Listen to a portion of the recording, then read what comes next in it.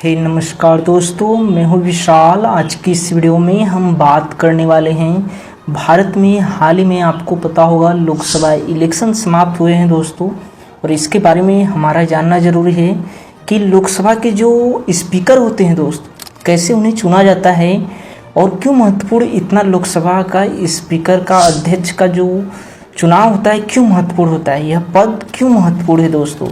पक्ष और विपक्ष क्यों इस स्पीकर पद को मांगती है, क्योंकि इसके अंडर में कई पावर ऐसे आते हैं जो दोस्तों कारगर भूमिका निभाती हैं, इसलिए इसके बारे में जानना हमारा दायित्व तो बनता है। तो आइए इसी के बारे में आज की इस वीडियो में बात करते हैं। Let's begin. दोस्तों बता दें, भारतीय संविधान का अनुच्छेद 93 यह कहता है कि भारत की जो लोकसभा है वह उन्हीं में से जो लोकसभा में 543 सीटें हैं दोस्तों, उन्हीं में से एक सदस्य क्या होंगे, लोकसभा के अध्यक्ष चुने जाएंगे और उन्हीं में से उपाध्यक्ष भी चुने जाएंगे।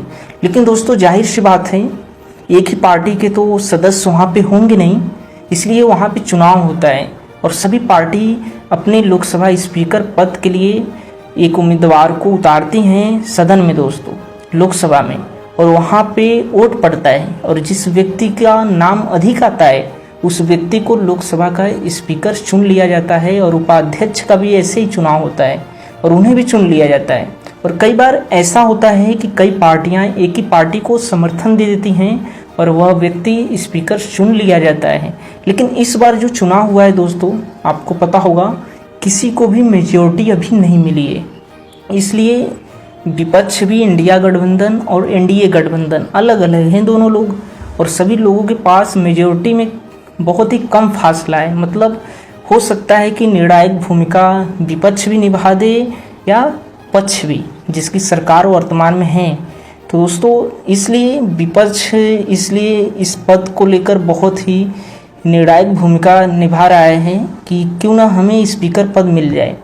ये तो संभावना नहीं है दोस्तों, लेकिन कुछ भी हो सकता है कुछ पार्टियां विपक्ष को समर्थन कर दे। हालांकि सरकार तो उनसे एनडीए में बनाई है मिलकर, लेकिन अगर विपक्ष अपना कोई अच्छा कैंडिडेट उतारता है, लेकिन खबर तो यही आ रही है कि खुद जो एनडीए सरकार है वह विपक्ष को उपाध्यक्ष पद, मतलब स्पीकर का जो उपाध्यक्ष पद होता है वह खुद विपक्ष को दे दे।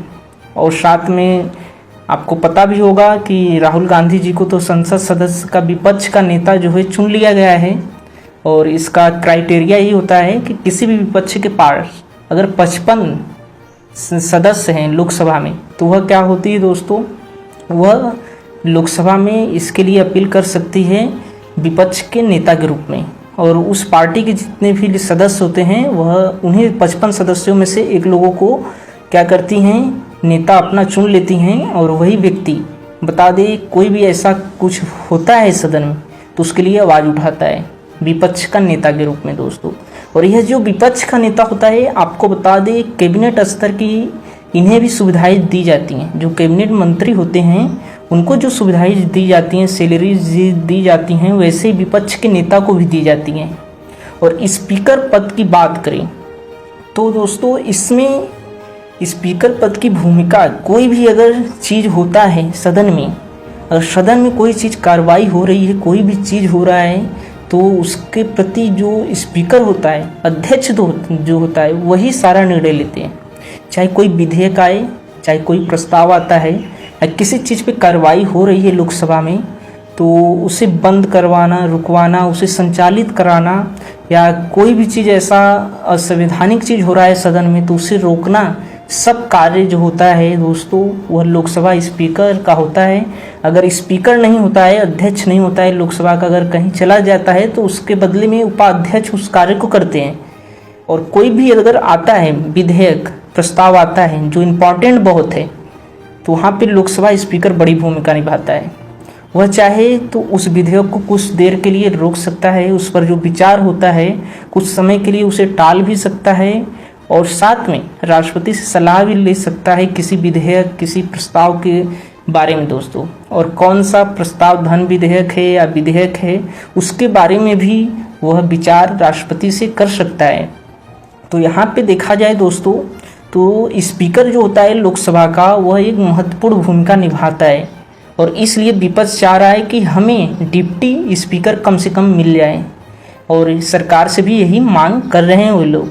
और हाल में आपने देखा होगा जो एनडीए के भी समर्थक हैं टीडीपी और जेडीयू, वो लोग भी कहीं ना कहीं चाह रहे थे कि हमें स्पीकर पद दिया जाए। अभी तो हालांकि अभी कंफर्म नहीं हुआ है, लेकिन 1-2 दिन में आपको कंफर्म हो जाएगा कि भारत के अगले आम चुनाव का जो लोकसभा का स्पीकर है कौन है, उपाध्यक्ष अध्यक्ष कौन है, ये हमें पता चलने वाला है। लेकिन इससे दोस्तों आपको अब समझ में आ रहा होगा कि लोकसभा का स्पीकर कितनी महत्वपूर्णता होती है। और एक इंटरेस्टिंग बात यह भी है, आपको बता दें, जब कोई प्रस्ताव अगर इन मौके पे होता है, जब दोनों पक्ष विपक्ष दोनों तरफ से जब वोटिंग बराबर हो जाती है प्रस्ताव के लिए, मतलब इधर के पक्ष चाह रहे हैं कि इस विधेयक को पास कर दिया जाए और इधर वाले चाह रहे हैं नहीं, और वोट दोनों तरफ एक ही है, मान लीजिए 50-50 इधर, तो उस वक्त एक वोट होता है अधिकार उसके पास, लोकसभा स्पीकर के पास। अब वहाँ पे दोस्तों वह बहुत ही पावरफुल हो जाता है और वह जिसके प्रति वोट करेगा वह सरकार वह नियम बन जाएगा। और जाहिर सी बात है, अगर वो अपने मन मुताबिक वोट कर सकता है, उसके ऊपर कोई दबाव भी नहीं डाल सकता है। और वह शपथ जब लेता है दोस्तों तो एक सदस्य के रूप में ही लेता है, स्पीकर के रूप में नहीं। वो तो अध्यक्ष तो होता है, बट एक आम सदस्य के रूप में वह जो शपथ लेता है स्पीकर का दोस्तों, तो इसलिए उसे वोट देने की शक्ति इस पोजीशन पे है दोस्तों। जब ऐसी स्थिति आती है कि इस प्रस्ताव पे दोनों तरफ पक्ष विपक्ष का वोट बराबर है, तब वहाँ पे यह एक बड़ी भूमिका निभाता है। इसलिए स्पीकर पद हमारे देश में सबसे महत्वपूर्ण पद बन जाता है दोस्तों। यही था दोस्तों स्पीकर के बारे में कि अपने देश में जो स्पीकर पद की व्यवस्था की गई है वह कितना महत्वपूर्ण है। और इनकी नियुक्ति दोस्तों बता दें, जो नवनिर्वाचित मतलब कि अस्थायी सदस्य होते हैं संसद सदस्य के, वही इन्हें नियुक्त करते हैं, मतलब शपथ दिलाते हैं। क्योंकि अस्थायी सदस्य मतलब कि पहले अगर मान लीजिए कार्य को तो रोका नहीं जाएगा, लोकसभा के कार्य को उसको चलाने के लिए किसी न किसी व्यक्ति को हमें नियुक्त करना पड़ता है, तो वो व्यक्ति क्या करता है, उपाध्यक्ष और अध्यक्ष को नियुक्त करता है। और दोस्तों आपको बता दें, जब इन्हें इस्तीफा देना होता है तो अध्यक्ष उपाध्यक्ष को देते हैं और उपाध्यक्ष अध्यक्ष को इस्तीफा देकर अपने पद की जो समाप्ति है वो कर देते हैं और फिर से आम चुनाव होते हैं और फिर से ही प्रक्रिया अपनाई जाती है।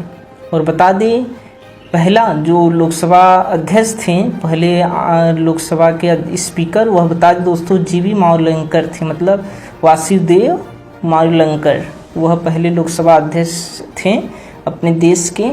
यही था दोस्तों लोकसभा स्पीकर के बारे में। कैसा लगा कमेंट में बताइए और ऐसे नॉलेजेबल कंटेंट के लिए हमें सब्सक्राइब करना ना भूलिएगा। मिलते हैं अगले वीडियो में। धन्यवाद, थैंक यू।